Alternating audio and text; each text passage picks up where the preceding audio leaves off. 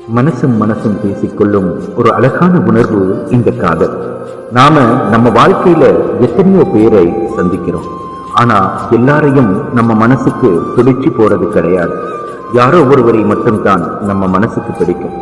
ஏனோ தெரியல, அவங்க கூட பேசணும், அவங்களோட வாழணும், அவங்களுக்காகவே வாழணும், இப்படியெல்லாம் தோணும். இனம் புரியாத ஒரு புரிதல் அவங்க மேல நமக்கு ஒரு அழகான உறவை உருவாக்கும்.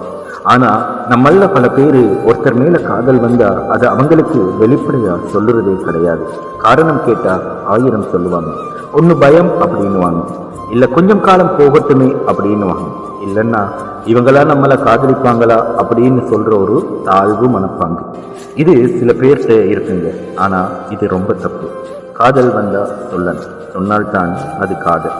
சொல்லாம உங்க மனசுக்குள்ளேயே ஒரு கற்பனை உலகத்துல வாழ்ந்துக்கிட்டு இருந்தீங்கன்னா அது காதல் கிடையாது. காதலிச்சு பிரிஞ்சு போறதுக்கு அப்புறம் சுமக்கிற நினைவுகளே ரொம்ப கொடுமையானது. ஆனா ஒருத்தரை காதலிச்சுட்டு அவங்கள்ட்ட அந்த காதலை சொல்லாமலே கடைசி வரைக்கும் வாழ்கின்ற வாழ்க்கை அது நரக வேதனையை கொடுக்கும்.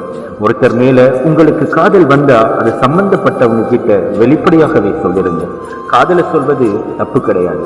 சில நேரம் அவங்களுக்கு உங்களை பிடிக்காம போகலாம், அது அவங்களும் வெளிப்படையாக சொல்லுவாங்க. ஆனா அதே சமயம் அந்த காதல் அவங்களுக்கு பிடிச்சு போனா யோசிச்சு பாருங்க, உங்க வாழ்க்கை எவ்வளவு சந்தோஷமாக இருக்கும். அந்த நேரம் அது நமக்கு ஒரு சின்ன விஷயமா இருக்கலாம். ஆனா காலங்கள் ஓடினதுக்கு அப்புறமா, வயசெல்லாம் கடந்ததுக்கு அப்புறமா நம்ம மனசுல ஒரு வருத்தம் இருந்துகிட்டே இருக்கும். நாம் அன்னைக்கு இந்த காதலை அவங்க கிட்ட சொல்லி இருக்கலாமே, சொல்லி இருந்தா நம்ம சேர்ந்து வாழ்ந்திருக்கலாமே, அப்படி தோணும், கட்டாயமா தோணும்.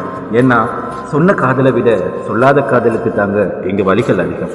மனசுக்கு பிடிச்ச காதலை மனசுக்கு பிடிச்சவங்க கிட்ட சொல்றதுல எந்த குற்றமும் கிடையாது. யார் மேலேயாவது உங்களுக்கு காதல் வந்தா அதை பயம் இல்லாம அவங்க கிட்ட சொல்லுங்க.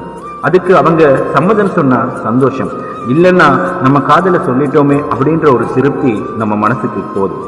காதல் வந்தால் சொல்லுங்க, சொன்னால்தான் அது காதல்.